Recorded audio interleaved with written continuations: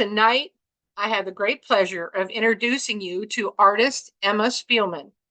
She is known for capturing the subtle beauty of nature in her intricate, vibrant botanical illustrations. And I believe she is one of the first botanical artists we have had. Her journey into watercolor began in 2021 in the remote town of Tom Price, Western Australia, with a set of paints gifted to her by her husband, which sparked an unexpected passion for this medium. Growing up among the wildflowers, the forests, and mountainous landscapes of Colorado, Emma was always drawn to the natural world, and her early years were spent exploring as many artistic mediums as she could get her hands on. But it was in watercolor that she found her true voice, a medium that let her highlight the unique textures and striking details of plants and flowers that might otherwise go unnoticed. Emma's signature technique uses minimal water to capture crisp details and intense colors. This has become central to her style, which evokes the timeless elegance of traditional botanical illustration with a modern, accessible touch. Her art draws inspiration from her surroundings, whether it's rugged landscapes of the Australian outback, the lush beauty of Colorado's mountain wildflowers, or the calming coastal scenery of her current home in California. Through her work, Emma invites her viewers to slow down, find peace, and connect with nature in a new way. This past December, Emma's work was featured in British Vogue's gallery, with additional features in January and February issues. This marked an exciting milestone in her career. Her art has garnered appreciation from an international audience of collectors and nature enthusiasts, each piece celebrating the resilience and elegance of the natural world, inviting a moment of reflection and calm in today's fast-paced world. Now, I'd like to bring Emma on the screen. And Emma, I would invite you to go ahead and show us some of your paintings that you have done. Share with us what you're doing, why you're doing what you do. Just share with us. We're very excited. Like I said, and I know in the past 6 years, we've not had a botanical artist. And some of the things that you are doing are, every time I think that I understand watercolor, every time I think I have learned so much about it, and I've really got a lot under my belt, and I'm feeling really good, I meet somebody like you that shows me that I know nothing, right? Oh, And that there's always somebody out there doing watercolor in a different way. hmm. Okay. And it's so exciting to me. I mean, I can't get over it. I love it. That is why I am so passionate about watercolor. Yeah. It's just one of those, it's just a way of doing your art. And there's so many ways of doing it.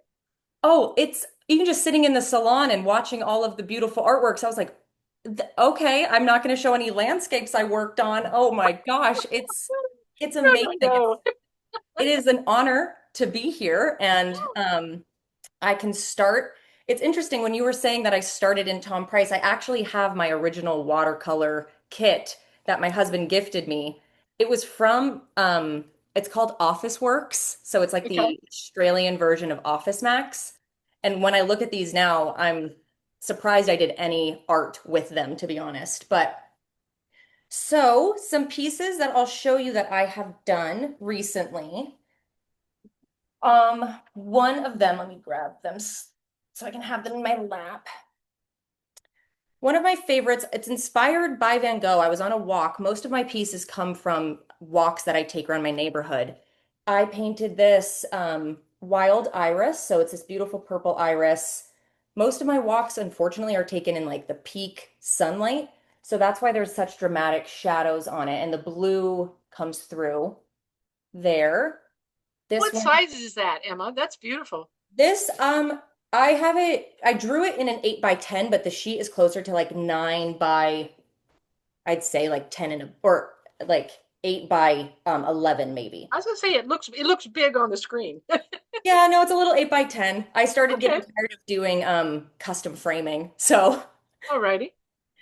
Next one was my wedding bouquet. So what actually got me really into florals and botanicals was my wedding. I was in the process of planning and was really inspired by the florist we decided to go with. She had this one beautiful, I wish I still had the painting, but it's somewhere. It must have been lost in the move from Australia to California. But I painted a rose that I saw on her Instagram, and that just took me away with botanicals. I swooned and was able to paint my own bridal bouquet. And I've Wow. now painted bouquets from all over the world for brides who, after they get married, I just use a photo. I always work from photo references. So I'm able to paint different bouquets. And it's amazing just like the different personalities that come through each bouquet. Mine, I would not actually say is very representative of my personality. I eloped and it was a great bouquet, but I'm jealous of some of the brides that I have painted for. Um, Okay. Other ones, I have a pet portrait that I recently did. This is a print. She has the original, but so I also like offer prints myself at home, but this is a lab, obviously. I love painting pet portraits. So I do bridal bouquets and pet portraits, and all are offered through my website. And it's just really nice to be able to just connect and have little animals be like memorialized this way. I think it's great that you've gone from botanical painting to painting pets. It's totally different, What's you know. interesting is I started with pets actually, and I have Oh, my okay. cats hanging, but it was in oils. I started with pets they're in my hallway.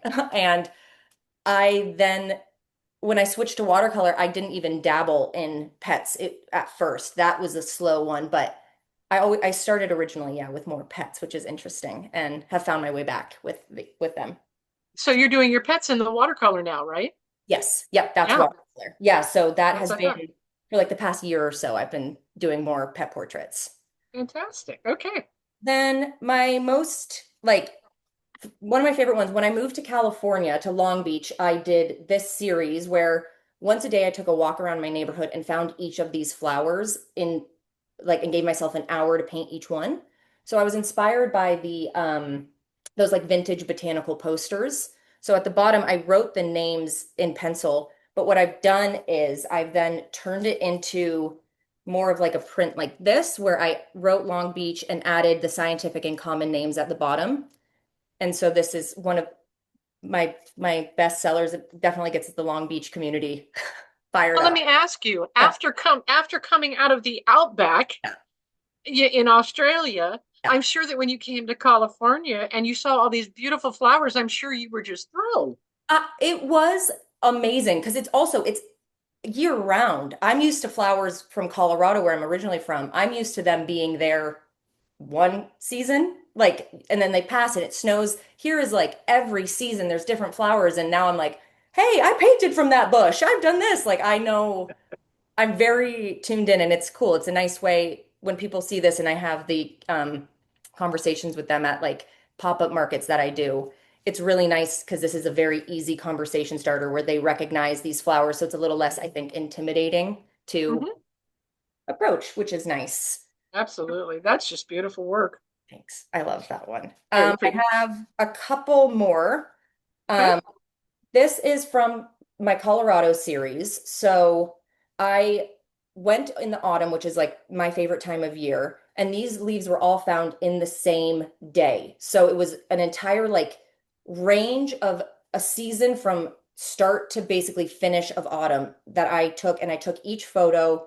And then when I got back to California, I got to sit down and spend some time with each of these leaves. And it just feels really special. I'm very proud to be from Colorado. So this was very fun, very It gratifying. it looks like the same leaf. It is. It's an Um, aspen leaf. I Yes. was going to ask you from an aspen tree. Yep. Very Yes. good. Yep. Yes. Exactly. I'm Their sorry. leaves, there's change. They're so beautiful, so many colors. Oh, I know. And when they're all yellow, drive because we drive in, me and my husband, and it's just like you cannot believe it. It never gets old, ever. It's gold and it's magical when you see that. I saw a mountainside like that where it Yeah. was all the golden trees on one whole side and it was Yeah. just, oh my goodness, it was beautiful. It's amazing. It's Yep. amazing. Um, okay. And then this was one of my most recent ones that I was very proud of. It's a wisteria bloom, I guess. I was walking to my local coffee shop on Cherry Avenue, which is what I've called this piece. And this wisteria was just blooming. And I've wanted to paint it for a while, but I finally felt like all the stars aligned. I had enough skills under my like tool belt. I was like, I can do this. I know how to approach this now. And I wish the colors were coming up a little bit better, but it's just such a delicate purple with there's some fuchsias in there, and it was just I didn't want to stop painting this one, to be honest. When I did the last bud, it was like, oh, okay, now what? So We have the wisteria that blooms here. And when it goes away, it's like, oh no, I didn't get time to get out and paint it. It's beautiful. it's fast. They go away Yeah, so fast. I had no it, idea. it's so fast, but I was very pleased. I walked around the neighborhood and the other day the wisteria was coming into a second bloom, which Oh, I've never seen that before. And I thought, oh, I'm loving this. oh, Right? how nice. That's Yeah, it was amazing. great. Yep, Uh, very nice. And then my last piece, the one that I finished most recently, obviously I've done florals mostly, and this is still in the botanical realm, but I did this artichoke that I found at my farmer's market. Yep. And this was another piece where I did not want to stop painting it. I loved every element. I loved that this yellow played against the purplies and the sage colors, and it just added such an amazing touch. And I like that it looks a little charred on the edges. I like imperfect things when I'm painting. I think it adds a lot of personality. And Well, this, it's real. It's real. The leaves dry up, yeah. So yeah. And I didn't realize that they bloomed and turned into little purple fluffies at the top. So that Oh, was a I'm you glad can't, you pointed that out. I didn't even notice that. You're right. yeah, and you can't eat them when you get to when they get here. That means they're way past their prime. So unfortunately, these guys are just for the vibe at that point. Okay. Okay. Yeah. Yeah, I was going to say when Eileen and I were talking to you the other day, didn't you say that you kind of got to a point where you started painting some vegetables? Yeah, so I have yeah, the artichoke, I have carrots that I've done as well. Those are in my kitchen hanging. Yep.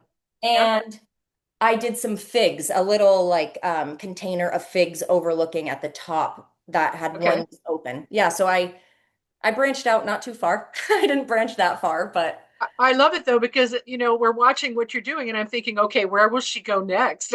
You know, yeah, your guess is as good as mine. We'll there you see. go.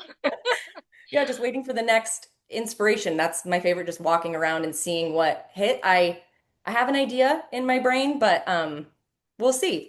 Trying to be inspired by autumn and all the things that are changing, and I'm having Mhm. fun every day. Did I hear you say that you have started doing your own frames? Did I hear you say that? I have a local framer that I work with if I Okay. need to do custom sizes, but for the most part, I mainly decide I've chosen to paint my things in standard frame sizes. So like 8 by 10 or 11 by 14. So if I wanted to frame it to be able to share at markets or sell, I feel like it's a lot easier to like sell it that way and not force people to get a custom frame or myself if I want to share it in a gallery or anything. I had this one behind me actually. I had the biggest headache with.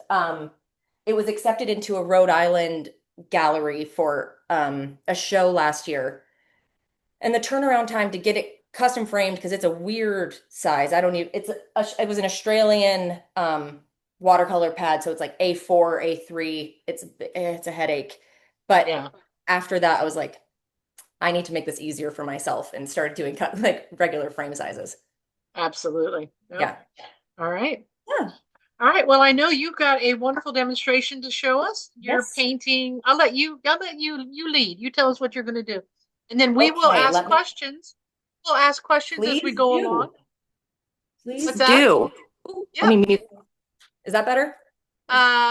Okay, well we'll get your other screen on here in just a minute. Liz, I don't know, one of you all put the Emma's other screen up so we can see that.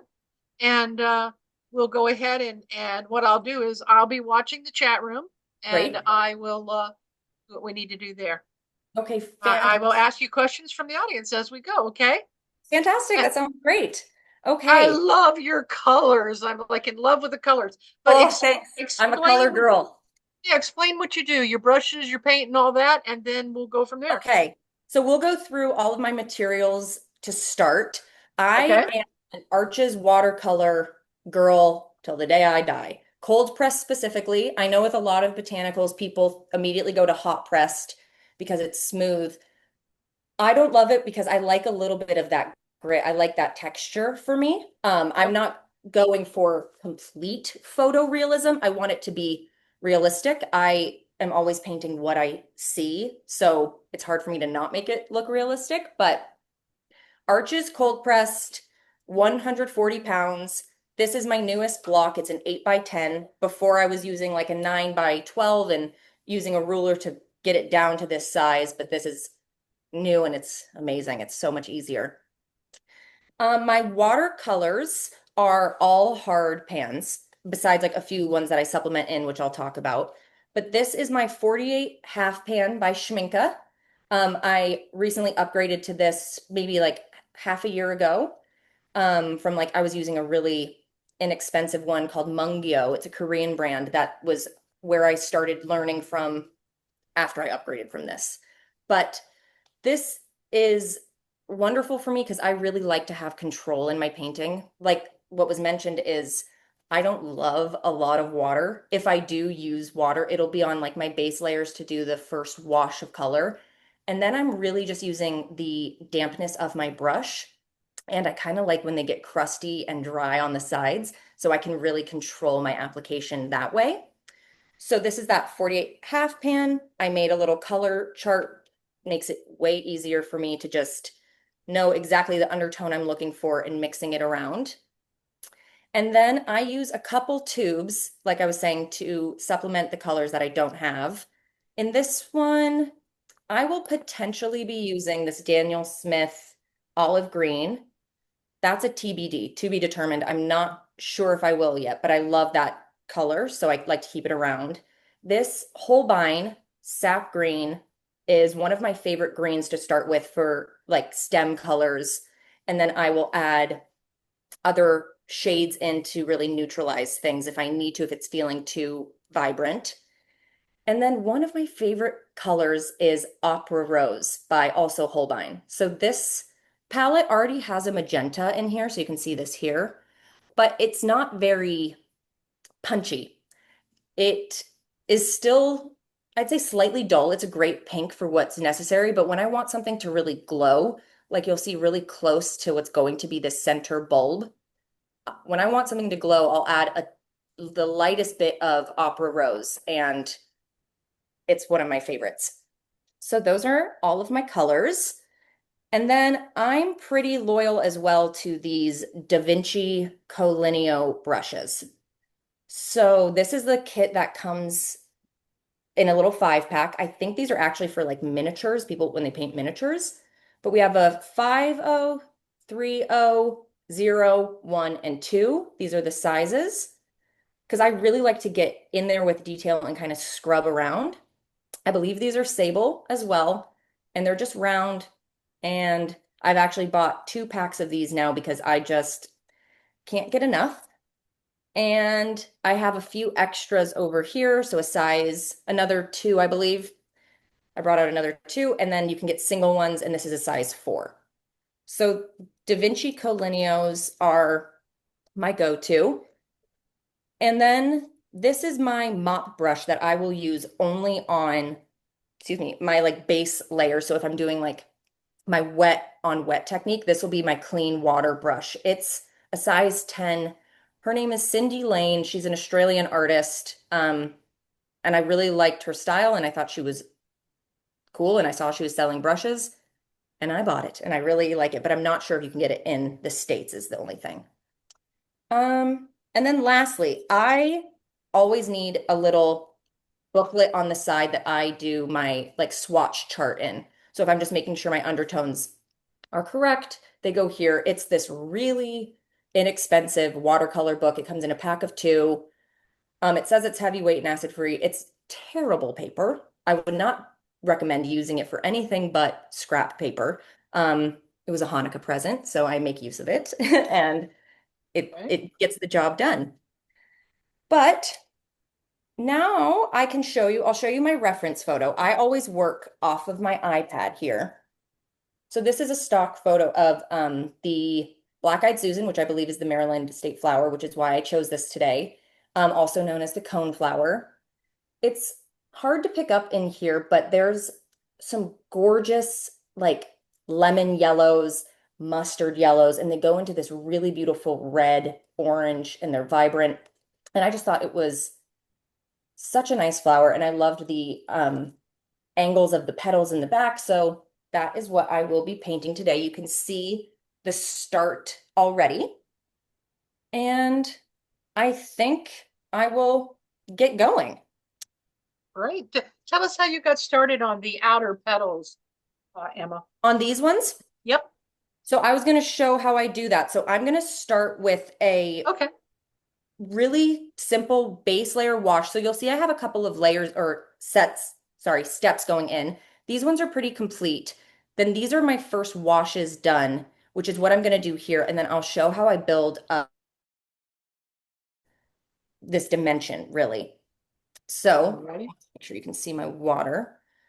So I'm just going to take my water. I'm not worried about these being dry. I mixed these earlier and I actually wrote down what these mixes are. So before I get ahead of myself, I'm going to tell you about those. So this top left color here, which is like my medium or my medium yellow. So is cadmium yellow light. So this one and Indian yellow here. So that just made a little mustardy mix. Then I have alone just lemon yellow for these really vibrant petals over here that are in direct sunlight. So those ones are glowing. So I'm just going to go in with lemon yellow. This bottom left is cadmium yellow light and lemon yellow. So that's if I need a little bit of an in-between of these two, I'll dabble in there. And this bottom right will be for when I'm going to place in the wet on wet is going to be cadmium yellow light, Indian yellow, transparent orange, and cad red light. So it made this really nice reddy orange mixture. And then up here I have cad red light and cad yellow light. So that is for the closest area to the bulb. And again, this is my 48 half pan Schminke set. They have them in smaller kits as well. I just say the more colors, the better. Bring me color. I love it. I mix more from it, but I like to have already a starting point. So I'm going to start in this center petal and just start going down with my wet, clean water to get started. So you can see me moving in the camera maybe. I'm leaning back to use the light that I have above me to just make sure I have an even application of water. And I treat each petal individually. They're their own painting. I'm not doing it as a full one-off. It's just petal by petal. Now I'm picking up my size 4, so my largest size, making sure it's clean, and I'm going to pick up my medium yellow, which was cad yellow light and lemon yellow. And I'm just going to quickly place that in. So the water underneath isn't puddling. It's not going to like blend and bleed. Like I said, I'm not really one to have my watercolors make choices for me. I want to be completely in control. So we'll place that in, and this petal curves downward. So the bottom edge will get to be to that darker mustard color. So I'll pick that up and lightly bleed it into the yellow above. Dab off the brush and just sweep it together for like a nice seamless blend. At the top, we'll add a little bit of that mustard as well. Tap it off. Make sure the brush isn't too wet because I don't want to have any blooms or anything like that. And it goes into that nice vibrant orange. So I'll pick that up and tap it in like that. And again, lightly tap that off and just blend it down. So my base layers are really simple. There's not a lot to it. I just want to keep the vibrancy and try to get as close to the reference photo as I can. One thing I notice about these petals is they have a lot of little like folds in them. So when I'm thinking of my watercolors, I'm really breaking it down layer by layer as if I could take maybe like a film layer off of the top. So the bottom layer, the lightest, vibrant sunshine yellow is what I'm starting with. And I'll add the mustards, add the oranges on top into these second layers. So they have that little bit of dimension coming through. To move on to this second petal, it's going to be the same thing where I'll get that wet. And again, we're just going to take it.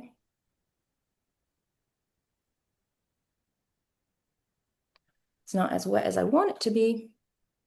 I also have air conditioning on because in California, it's still pretty warm out here. So just trying to be mindful of the air and how it's moving through my house. Okay.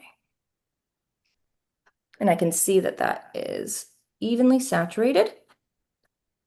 And I'll place that down. And this is where the light is coming directly on it. So I'm going to go into that really lemony yellow to really keep that vibrancy going. And that's going to go just all over.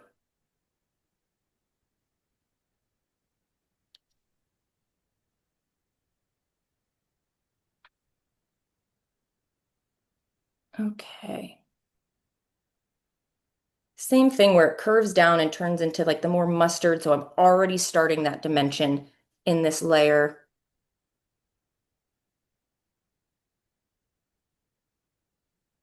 Like that.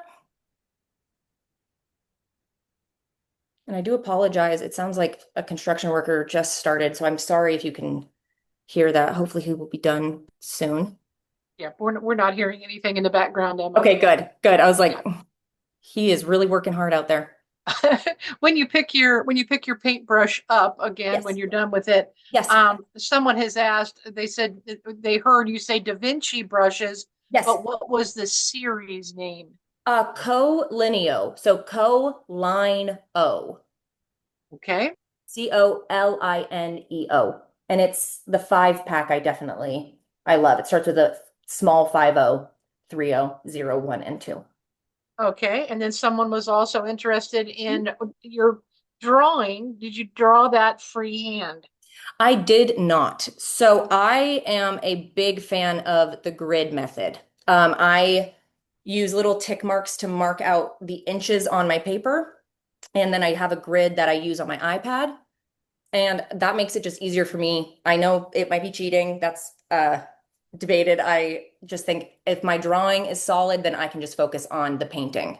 I've done freehand ones, but for the most part, if I want it to be accurate and close to what I'm referencing, then I'll just do a grid method kind of. Hey, there's no judgment here, Emma. Thank you. Thank you. It's a safe space. It's a safe space. That's right. It is a safe space, no judgment. Amazing. Okay, so I use the side of my hand to test the dampness of the paper because I feel like it's a lot more sensitive than like if I went in just with like my fingertip. So the iPad Grid app is literally just called Drawing Grid. Drawing grid. Yep, Okay, it's like a hand, it's a black and white, and it looks like a hand holding a pencil in the app photo. great. Okay. Yeah. We, So, we we want all the help we can get here. oh, it makes it so easy. You can change the sizes of the squares if you want 2 inches, like you just put in all of your dimensions really that you want. It's the easiest app, and I recommend it to most people. That's great. No, that's great. Yeah. So this one is still slightly damp. So I'm going to wait a second to start this, but I'll start going now and building up on my dry petals that I did recently, or the Mhm. day before. I'll start turning them into more rendered paintings, I guess. Okay. So I will pick up, I'm feeling like I want the 0 near me and the 1. That's what else I need. I also always keep just a paper towel really in my like a small little square in my left hand because I like to tap out as I go, and it just is easy if it's already hanging out in this hand. So let's see how I will start this one. So I can see that this petal is falling really beautifully underneath this one. So I want to start with that shadow and we can go from there. I kind of just do whatever my heart is saying, and that's what it wants to do. So I will keep this pan, like I said, pretty dry and just have my brush be damp to scrub out the pigment that I want. I really don't want it to be too reactivated. And I'm just going to directly place it down where I want it and then scrub as I go. So we live in this area. So I have a really concentrated amount of pigment right there. Clean off my brush, and I just use the dampness to buff it down. It keeps it very controlled and nice and smooth. Okay, perfect. Then I can see, I don't want to get too close to that right now because it's still wet. So I'm going to start building up the other edge, which is in shadow and it's a mustardy shade. So I'm picking up that mustard and I'll go and place it down where I see it most concentrated. Same step. So I'll place it down, tap off my brush, and I'm going to lightly buff and blend it up into the rest of the petal. So it's a lot of scrubbing, but I'm always making sure to keep the scrubbing motion in the same direction as the petal. So I'm not going to scrub side to side. It'll always be with the length and with the motion of what I'm seeing in that petal. So, and since I don't use that much water, it doesn't take that long to dry.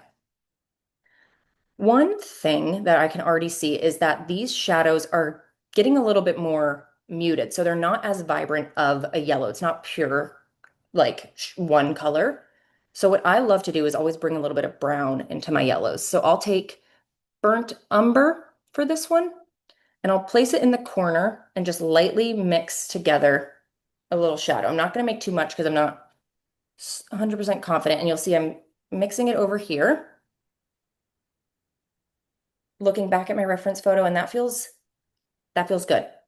So I'm using just that little mixture I just made. I can always make it again. And I'm just going to make the first curve in this painting. So we're just following the reference photo.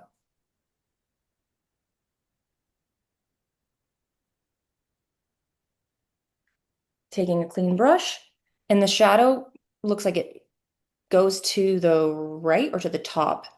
So I'm only buffing out on this top edge.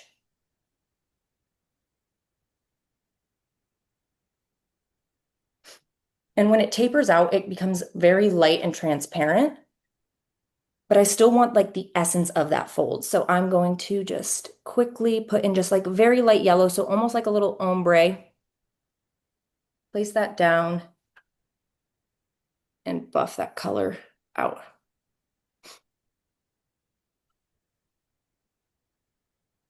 That petal is also way too light, so I will be going in with a glaze after I get these initial elements put down. And that is just going to be with that very gorgeous lemon yellow. But I want to just make sure I feel happy and content with the um, details that I'm putting in right now. So let's just build this up a little darker. I might even take some sepia brown, so a little bit more cool toned brown, and just kind of muddy it up. I think obviously there's beautiful colors and vibrancy in nature, but there's also a lot of like muddiness and it's a little dirty. So it's not always one paint pan and done. It's a gorgeous mix that's always like evolving and changing. So we'll go a little brown there. So I'm keeping it really defined and just lightly, lightly buffing. So since that area was still slightly damp, it's easy to move it around. And if I feel like it got a little too dark, that's this paper towel. I'll tap it out. And I call it like I'm leaving like a ghost of the color because it's like, it's there, but is it there? So we can all see that changing. Um, Emma, can you do me a favor and show us your reference photo off and on while you're doing this. I've got people asking if you could do that. Yes. And Yep. then maybe at the end of this, at the end of the meeting, maybe you could send us a copy of that. Yeah. Of Yep. course. Yeah. So right now, let me see if I turn down my brightness, if that'll help show it on the camera. Yep, we can Slightly. see that. Great. Yep. So you can see I started with the orange, which is here, the orange underneath that petal. And then it goes to this nice little crease right here that I'm working on right now. Mhm. And this is a fairly simple petal because it just has that one crease and really one color. So at this point now, I'm just going to do a glaze of lemon yellow over the top. Okay. So I'll put this back and then I'll bring it out when I go move on to the next one. One of our members has mentioned that Android also has a grid app on it that you can Nice. use, and Samsung has it. Oh, good. Okay, good. I didn't even. So that's good. Perfect. So that one's dry enough because I'm not using that much water, like I said. So now I'm going to just do a glaze of that lemon yellow, and that's going to make all three of these elements really just look like one cohesive piece. So the glaze is a very light wash. I keep tapping back into the water because I want to have enough water and paint on my brush to just glaze over the top, but not really cover too much of my work. Just make everything look harmonious and cohesive.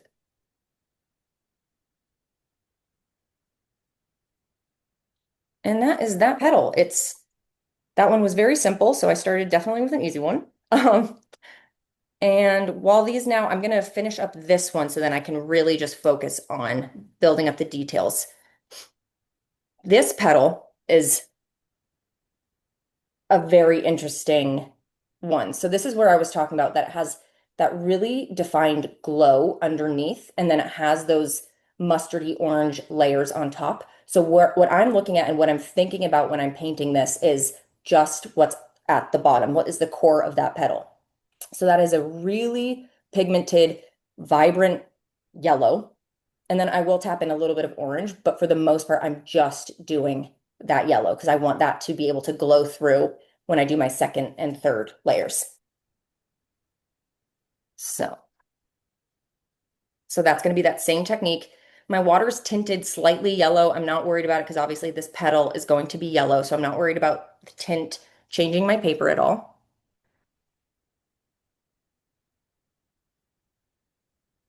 And I'm being very like conscious of where I'm placing this water because if you noticed in all of the painting examples I showed you, I don't do backgrounds.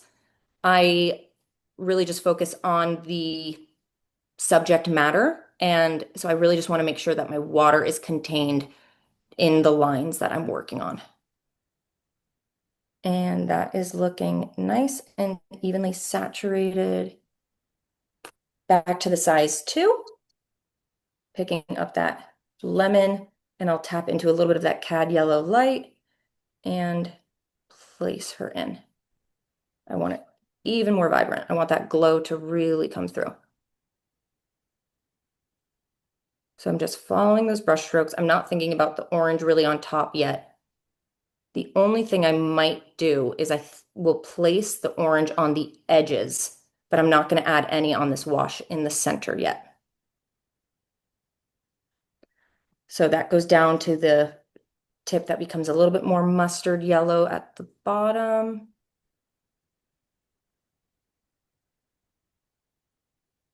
And we'll lightly drag it up and then into the gorgeous orange at the top.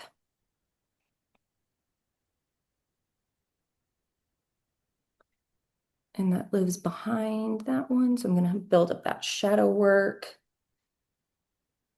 So we're just keeping it really concentrated and controlled in that area. The sides of this petal go pretty mustard, if you can see right there. So I want to really make sure I'll take some of that Indian yellow again, and maybe some of that brown. I'll lightly, and I'm going to just quickly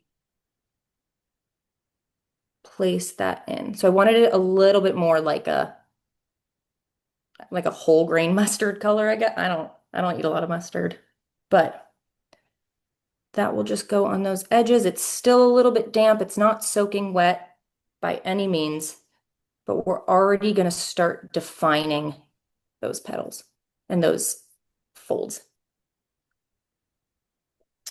And it looks like it goes nice and orange over here. So I'm just looking back and forth at my reference photo and keeping it very controlled. Clean off my brush, dry it off slightly, and just buff it in. Okay, so those are all of the base layers done. You can see obviously that we know watercolor, it dries so much lighter than we initially placed down. So that's what's going on here, and we'll just keep building up the luminosity. So this one will probably even get a second glaze just to really pick that up. But I'll now move on to this petal, which has a little bit more dimension than the one that I was showing at first. So you can see there we have two of those folds going next to each other. So I'm going to take the concentrated pigment and place one at a time, work on one at a time, but I'm going to put that down and then scrub as I go. And I'll show you that in the process. But you can see I'm thinking of this as an ombre. So this line starts a lot darker and then it fades into this almost invisible area, but you can still see the suggestion back down into that darkness. So that's what I'm planning in my head is going, just thinking of those colors that will be needed to create that line. Okay, here comes my cat. You can stay away. So I'm picking up a size 0. And this color, let me make sure I'm working on that petal. Okay, is going to be that browny yellow. So I'll take Indian yellow and burnt umber and make sure I'm still happy with that color. Yeah. So one thing I also like to do is when you squint your eyes, things get really blurry, right? So I like to be able to look at my reference photo blurred and then look back at my painting. So I'm looking at everything blurry, so it breaks down into just colors and shapes rather than like intense detail. So I'm just making sure that this color is reminiscent enough of that color that I'm seeing in a blurry sense. And I hope that made sense. So I'm going to start with the one closest to me, and I will start building up that fold. So I'm placing down concentrated pigment into that more like invisible color that lives here. So it's just yellow. Put them together, and then I'll add onto the bottom soon because I don't want this to dry out too quickly. So clean off my brush, and I'm buffing it out. So I'm using the color or the paper really as my area to play rather than doing it too much and relying on water.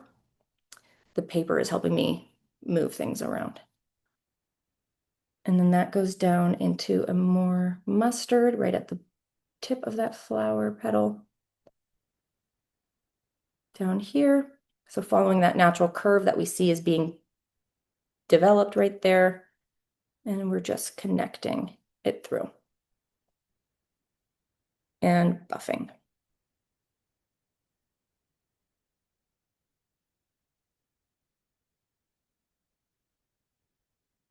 Like that.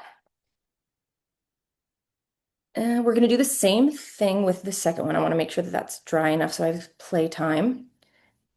And that one will be that same brownie yellow. And I will place that down where I see it. And they meet at like a nice little point right towards the front. Emma, I've got one of our members asking, do you wet your paint palette at all? Or No, do you just keep them dry to afford the control you want? dry to afford the control. I have tried spraying, and when I was first starting, I was following a bunch of tutorials on YouTube and really thought that that would help. But I leave everything dry, so it's all control, all done by me. So the air conditioning in my house actually helps me keep things dry as well. All right. So we're just buffing it down to the rest of this petal where it becomes really nice and vibrant and glowy. So I'm taking that lemon yellow and washing that over this area. Oop, sorry, my cat just jumped onto my table.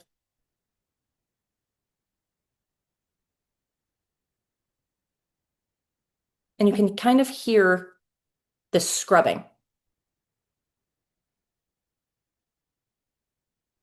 And I'm just going to keep building up this nice three-dimensional elements by looking at the reference photo and considering where the shadows are and where they'd actually live in real time. So it curves down and isn't being hit by the sunlight anymore. Now, this closer one fades out a bit closer to this second line. So I'm taking the regular mustard yellow that I mixed, none of the brown in it, and I'm going to overlay on top of that line, leaving a little bit of underpainting visible. So it keeps that glow going. You'll notice I don't really leave a lot of white paper. Most of my paintings are all paint. Even if I'm painting a white flower, it's all paint. I'll mix all of the colors I can to create that. But I've never been one to really leave the paper besides the background. That stays open. All right. We've got a member asking, Hmm. is all that scrubbing hard on your brushes? I haven't noticed too much wear and tear. Like on the tiny ones, slightly you'll see some fraying. It's hard to see. Okay. But barely. I'm not scrubbing crazy hard. It's just moving back and forth. But not that I've really noticed it causing an issue in my paintings, to be honest. Okay. Oh, and somebody's asking, do you ever do backgrounds on your work? I mean, I love them on the white, but Yes. have you tried doing backgrounds yet? I've tried and my anxiety doesn't handle it well. I Okay. feel like I've tried it with, I can actually show you. I have some of my paintings next to me where Okay. I've done some backgrounds. All Uh, right. Let me move these to the side. So were you happy with your end result or were you just too anxious trying to do it? Oh, I was okay with it. It wasn't my favorite. Like I was like, meh, it was fine. Um, Okay. but where can I put this big boy? So this is, I can actually lay it down. So this is like a bubble vase that I did. So this glass vase. Okay. And the background was in my sister's kitchen. Since I'm painting from reference photos, if it's not there, actually, an interesting thing, I can't picture things in my mind. So I'm working always from reference photos. So that I kind of had to like make up this blue wash, and it is what it is how I feel. I'm never like, I don't feel like for me, it's my favorite thing. I kind of wish that it would have been standalone. It's fine. Okay. It is what it is, but I also didn't want to paint a kitchen in the back. It appears to really blend well though with your bubble vase. I mean, it's not, it Yeah. looks fine with it. Thank you. It was okay. I think just more my style. I'm just happier with the focus staying on the flowers. Yeah, when you've got that white background, your flowers just stand out so much. Yeah, they're definitely they keep their vibrancy. It helps, I think, maintain that a little bit. Sure. Um, okay, where was I?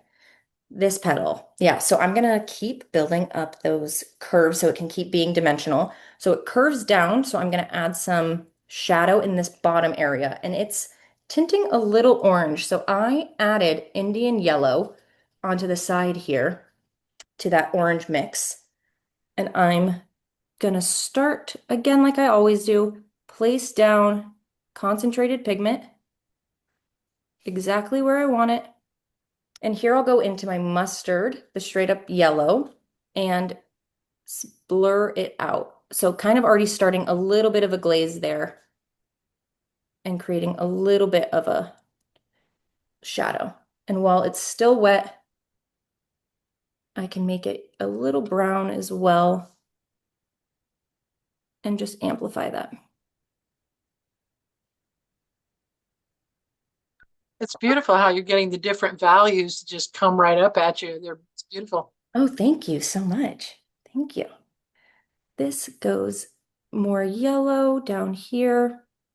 So I'm doing little, yeah, little glaze areas. Sometimes I'll do it over the entire thing. Sometimes I don't know if it's technically still considered a glaze at that point. I didn't have formal training with painting. I went to school for business actually. So please, please forgive my terminology. And if you know the answers and what things are called, I would love to hear. Um, Like I say, I would call out something and I know it's probably got three other names. So, exactly. I'm like, you guys get the idea. We all oh paint. yeah, I'm happy watching you paint and seeing your technique. Absolutely. Oh, awesome. Something that's what I'm about to do. So, like I was saying, I love using opera rose. So, Mhm. the closer to the bulb of this flower, it gets really vibrant in there. So, I'm going to take a little bit of my orange mixture and I'll take a little bit of my dried down opera that's over here and I'll place them side by side and mix them. And it creates this really nice, like peachy color. It becomes a lot more vibrant. It's hard, it's not picking up too well here, but it has more of a glow to it. So that's something that I really love about Opera Rose is it makes things look like they're glowing. So I'm going to take that and place that really close to the little bulb area where it connects and just blur that down, clean off my brush and buff it into the rest of that area. So then it just makes it look like it's going to be, and when it's with this, when I paint this, it'll really look like it's grounded in there. Um, we'll do a little more of this detailing over here. Clean that off.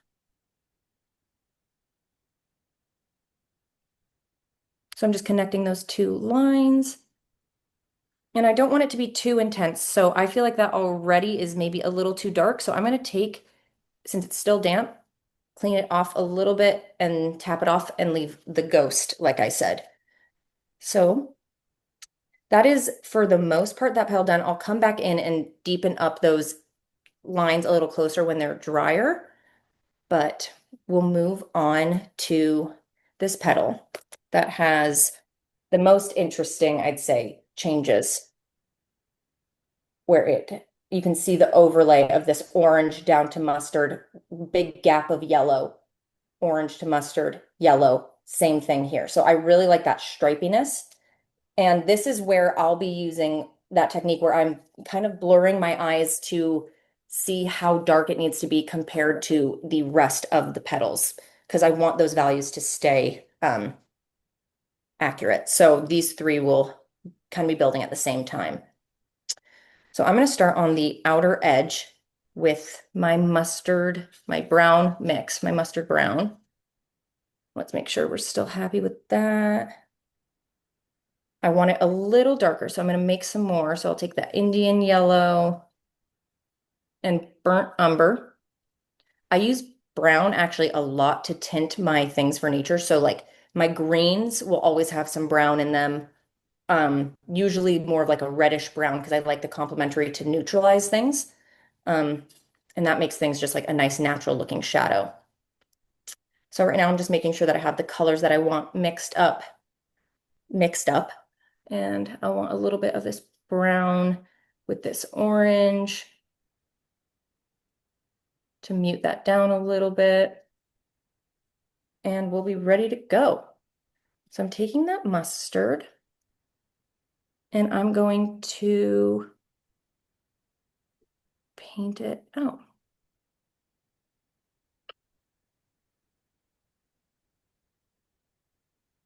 So I'm just following the natural shape. I can already feel this brush is too tiny. I'm sure you're all watching thinking, that's too small. Going to my size 2 now, making sure that's clean. Picking up where I left off, take that mustard yellow and continuing on.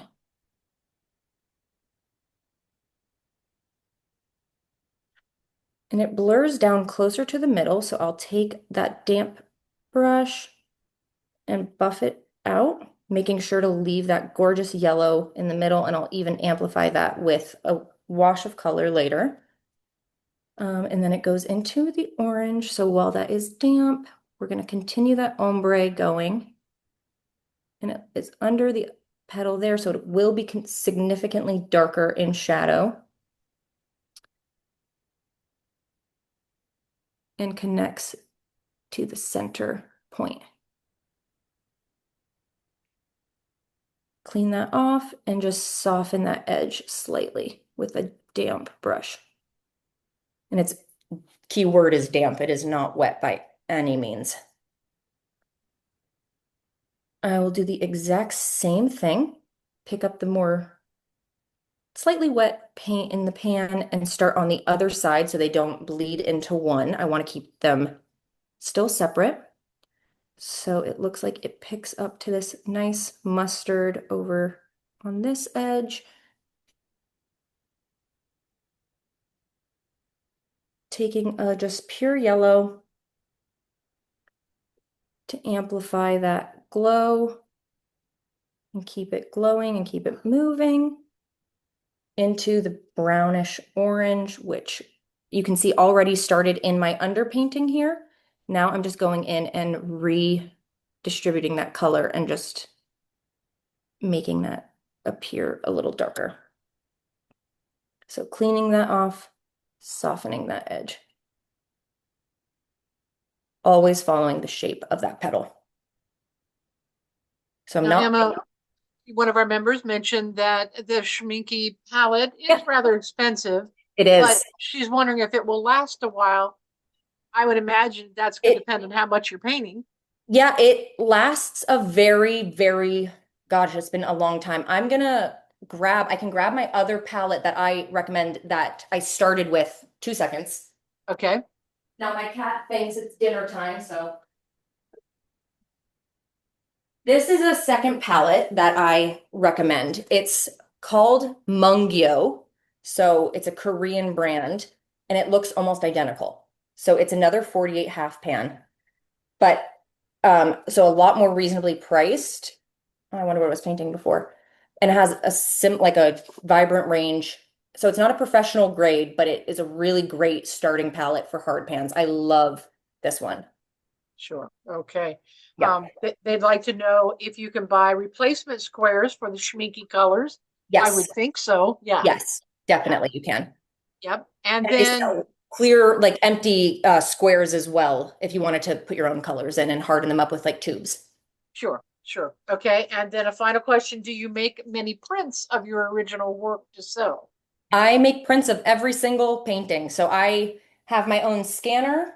So I have like an Epson scanner that I scan in my office and remove any cat hair because there will always be cat hair on my paintings. And Okay.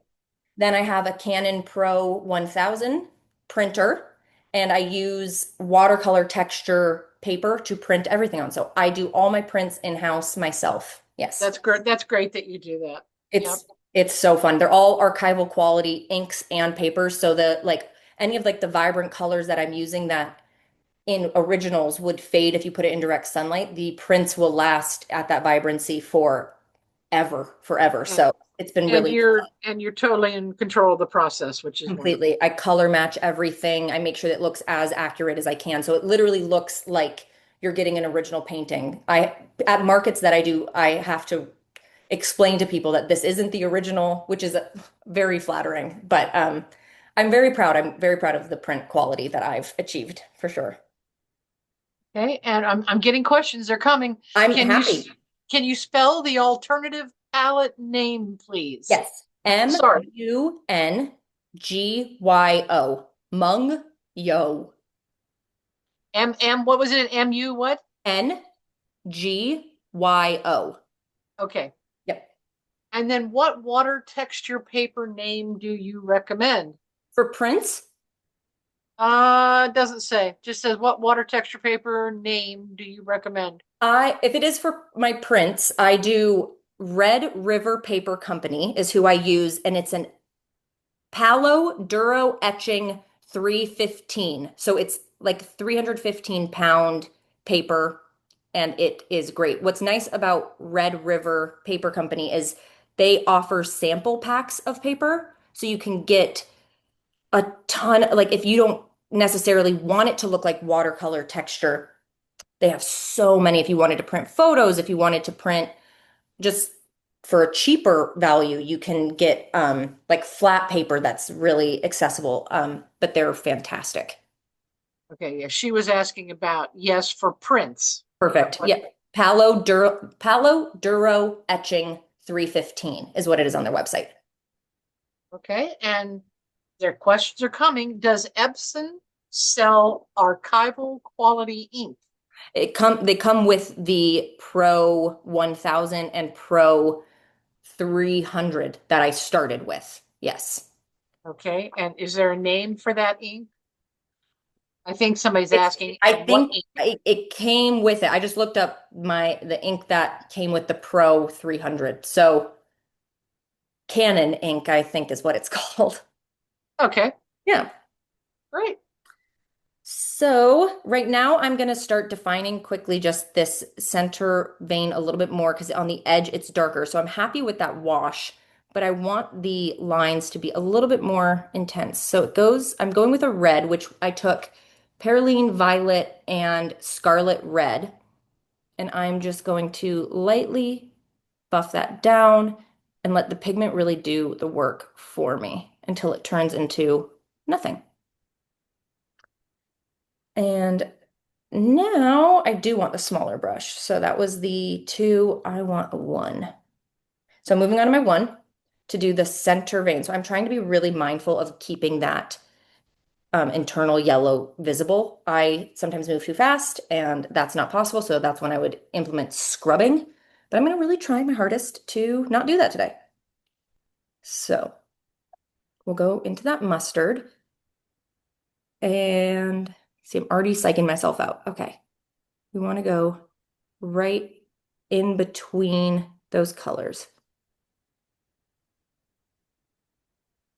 Mustard into that orange. That's that color. And making sure just to keep it separate. And then I'll quickly and lightly buff that out. People are asking when you are buffing, how are you not activating the lower level? I'm not, I think just the amount of water that I'm not using. So Yep. it's activating the one that I'm working on. And if it does activate the layer below, it's not enough that I'm noticing it. So it would just be adding more into the overall painting rather than disrupting it. So it's a very, very minimal amount of water that I'm moving around. Okay. And then people are starting to get nervous because they know we have about 15 minutes left. 15. It's yeah, Okay. eight now. I will do the bulb. They're all getting anxious about, can she do the center of the flower? Yes, I'll do it. Okay. You guys get the gist? Sorry, I'm just having too much That's fun. I funny. appreciate it. Okay. So the rest of the petals will look like that. Okay. Sure. We'll Sure. it'll be on my Instagram when I'm done with it. So That'll be great. And then if you could just shoot us a copy of it, a picture of it, that'd be wonderful. of course I will. So let me just, while that's still wet, I'll continue. Okay. So what I'm going to do is same wet on wet with this. The bottom of this bulb, I can see it and I hope you can too. It glows really nice red down there. So I'm going to do a full wet on wet and just place in my colors. I'm not worried about the geometric lines in there. That's where I don't focus on photorealism. I'm Okay. more into just the gist at that point. I've done a sunflower and I let it go into a point where I'm like, that looks close enough. So what I need to do first, mix up my colors. Okay. Let's clean off this area. Oh, actually, that looks like, since I have some already going over here, I'm gonna go with what I have built up. So this looks like I'm using a manganese violet, magenta. That looks like your artichoke paint. It probably was from that, to be honest. Yeah. So Yeah. I'm just gonna reuse what I have. I actually can guarantee that is what this was. Okay. So that's a nice undertone for this middle shade. I do want it to be slightly redder, so I'm gonna go into English Venetian red and just tint it slightly. And it looks a little bit more like brick color, so that is great.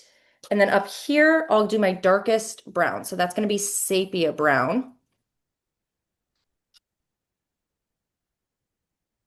So sepia brown.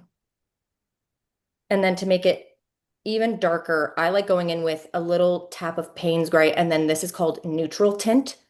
And I really like using neutral tint to make things a little bit darker. So then that will be my darkest brown. And I'm going to make sure this orange is good. So that is going to be scarlet red, and I'll just add it over into my orange for that glow. So that is my bulb. That is my bulb family. So I'm going to take, same thing, not worried about the water tinting it at all. And I'm going to just saturate that area.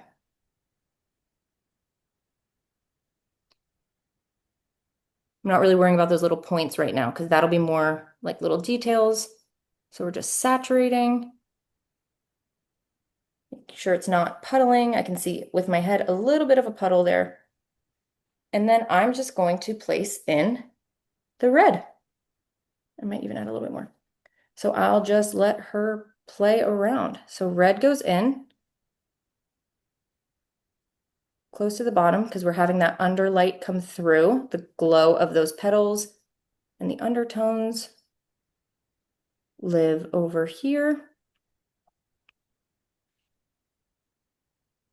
And then I'll start opposite side with my manganese violet in that purpley mix. And I'm going to paint it in the center area. And you can see I'm still focusing on the shape of how the bulb is living. I even want it a little bit more just purple. So I'll pick it up solo and place it in. Not too precious with the underpaintings because we know that they're not going to dry how we really see them anyway. Cat hair. Place that in. I'll take even more of that English Venetian red. Build it up right there. Bleed it together. Tap off and move it in the circle formation. And then we're going to our dark mix. The brown always, the sepia brown, that's one thing. I don't like love how it activates in this palette. I feel like that one I've worked through really fast, even though I don't use it that often, but that is okay. And I'm just going to place this right in between.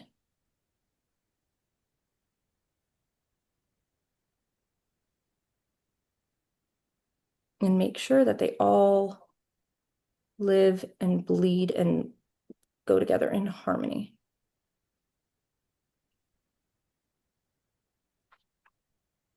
So I'm cleaning off my brush and I'm just going to blend them together lightly.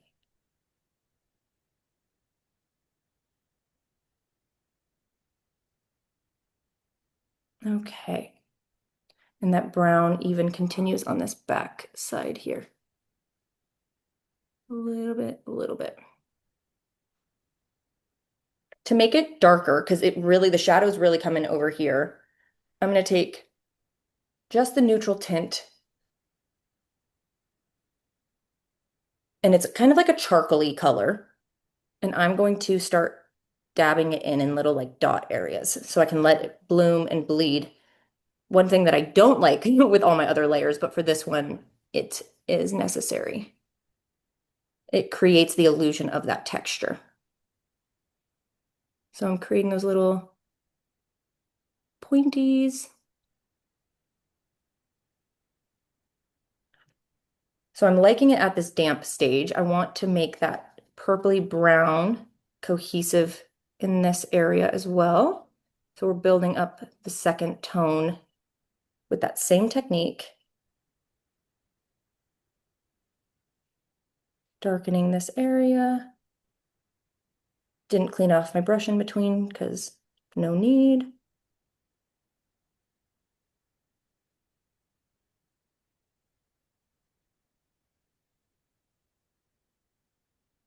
Get those little guys going.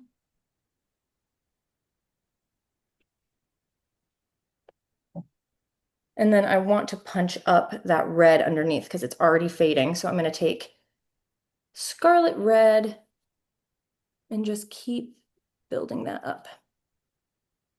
And it's not as wet as I want it to be, so following that same technique that I did before where I'm just buffing it into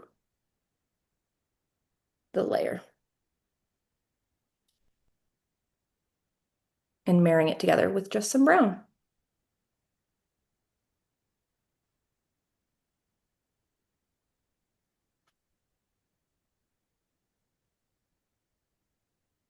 Okay, and then I'll do a quick little enhancement of the color up here. I even want it maybe slightly magenta. Like I was saying before, that magenta is not very vibrant, so it's the perfect shade for this. And just following that round pattern, and it has a little pocket of brown over here, like a shadow.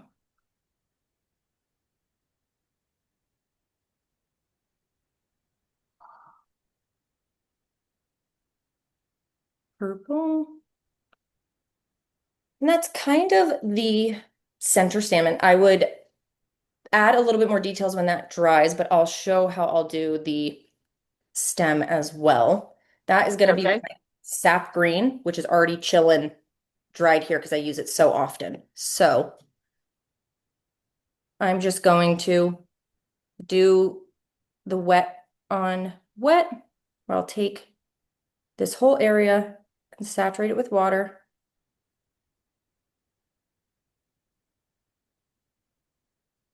And kind of feather it down.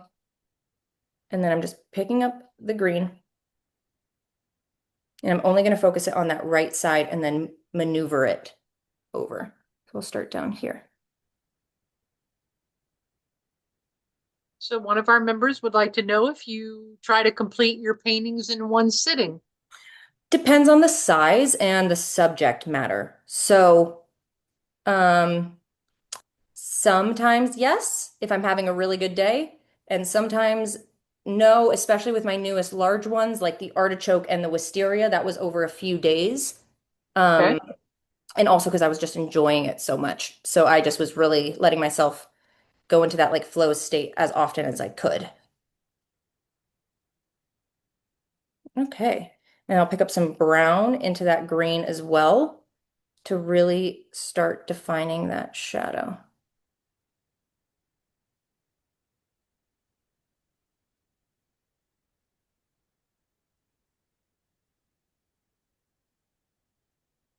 Okay.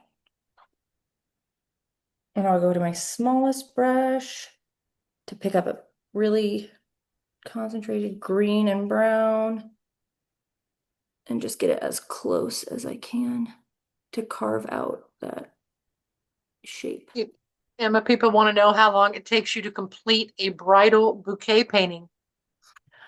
Um, I usually tell brides it'll be about 2 weeks to a month, once I receive their bouquet. The longer end is for the really like detailed and floral heavy bouquets. If it like the one that I did of mine was pretty simple, and that would take a week to 2 weeks of intervals of painting. Okay. Yeah. And are Um, you showing any of your paintings at a couple of galleries in your area? I Are you have currently not at this moment, but I did join a gallery when they did a floral show. So I had a sunflower painting that I was able to showcase with a bunch of other floral artists. And right there, I'm just adding a little bit of brown into this bottom and buffing. Okay. So that needs to be a little drier, but I would want this to be obviously a lot darker as I go. And the red here, if I had more time, what you'll see when I finish my final piece, I will make sure that these connect to that red, and it would look like it's growing from the actual center of that petal. okay? Yeah. Okay. let's see. Keep going until time's up.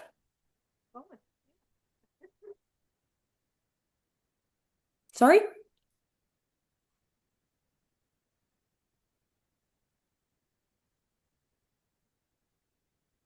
So that is just building up those darker lines. Okay, Remy, you have to stop. We've got a woman that says, I just love this. I really enjoy my garden and am inspired to try more of this style of painting. Ooh, I love that. I don't have an outdoor space of my own, so I'm very, Yeah. very jealous of people who have gardens, and I'm sure yours is beautiful. I would probably get a lot of good reference photos. Yep. She said that she said, thank you, Emma. And then another lady said, I'm inspired to paint the beautiful colored leaves. Ooh, She saw yours and inspired her. Yeah. oh, how People are very different. exciting. I know I'm excited for all the leaves to start falling and hopefully Oh, can do a yeah. little series on that, which would be very fun. Yep. One of our painters is saying that the idea of the varied colors and the veins and the leaves will be fun to try. Definitely, definitely. The mixes is where I always have the most fun is how many colors you can create with, Actually, yeah, yeah, it's the best. so Okay. pretty. And like you say, it's fun to make them where they look like they're glowing from the sun on one side, Yeah. which is Yeah. beautiful. You're getting so many different colors in there. It's really fun. I love colors. I cannot stop. Honest that time. The more colors. My favorite color, since I'll let that pass. I'll tell you my favorite colors in this palette actually. Okay. So I'll use the the regular primary colors or whatever I need to for like the base, and then to mix most times Mountain Blue. This one here is became a quick favorite when I was doing the glow of this artichoke. And Oh, okay. here I used it as like the underglow surface it was on and almost looked a little like white, which was interesting. So Mountain Okay. Blue Indigo is one of my favorites to mix into yeah, greens, and I'll put it into sometimes some red to tint it down. Um, Yep. Neutral tint and Payne's Gray, these two are big favorites. And then this whole row of browns I really gravitate to. So those are my babies. Great. That's Yeah. awesome. Yeah. But let's see. Well, I tell you what, I told you that I was going to ask you the question that I love Yes. to ask. I was going to ask you the question about have you had your aha moment during your Yes. painting? What was it? Tell us a little bit about you were painting and all of a sudden it all clicked. What was it? My aha moment was this red dahlia. So Gosh, it's gorgeous.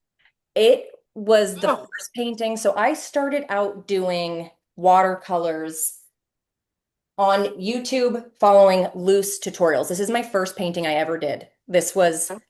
trying to find my style, and I loved this loose style. That's what I thought I was going to um, do with watercolors because I that's what I was most gravitated like towards, but it never felt authentic to me because I originally started doing paintings in oils and acrylics, or I was doing pencil portraits of celebrities and things, and Yep. realism has always been very near and dear to my heart. So this aha moment came with this dahlia where I didn't follow any tutorial. I just let what I learned in the past from a few different videos, I let it guide me and just created my own style, which has turned into everything where I'll do a base layer and scrub in colors. So like this where it was this whole petal was fully yellow and then I added layers of red and pinks on top. And so this I'd say was up there with the moment where I knew I found like my artistic voice. It was through this Oh, and I just didn't look back. trust me, you did. That is absolutely stunning. It's something, And isn't it? yeah, that is just beautiful. And Yeah. it's so neat that, we strive to learn how to do watercolor. And Yeah. then all of a sudden, like you say, at some point it clicks. all Yeah. that knowledge, everything you've taken in, it clicks and you found your voice. That is just beautiful. It was interesting too. I remember when I painted this one and then other ones that were realistic. I remember saying to my mom on the phone, I was like, it's interesting. This isn't the art I would hang around my house. And she was like, what are you talking about? So I wasn't even that wasn't what I thought I wanted to do because I like at the time I was hanging up like just more landscapes and things. So I didn't think I was going to be interested in botanicals. Yep. And that has changed. And now I can't stop looking at flowers and trees and plants. And everywhere I go, it's photos on photos on photos. So And all I can see is think of all the people that will end up having your paintings in their home and enjoying yeah, just what you're doing. It's just absolutely lovely. it's very cool. It's an honor every time someone buys something and I get to share a piece of truly my heart with them. It feels like, oh, okay, this is what it's all about. This is something special. Yeah. Absolutely. Well, I tell you what, it's been an honor having you with us this Thank evening. you. Thank you. Absolutely. Everybody has really enjoyed it. Thank Everybody is thanking us. They're loving the dahlia. Oh, And great. yes, and just really, everybody's going amazing. You know? Thank you. So, Thank you. like I Of said, it's been an honor. Thank you so much, Emma, for sharing your work with us. course. It doesn't look like work. It's beautiful. And you can tell it's from the heart. You know what Thank I you. mean?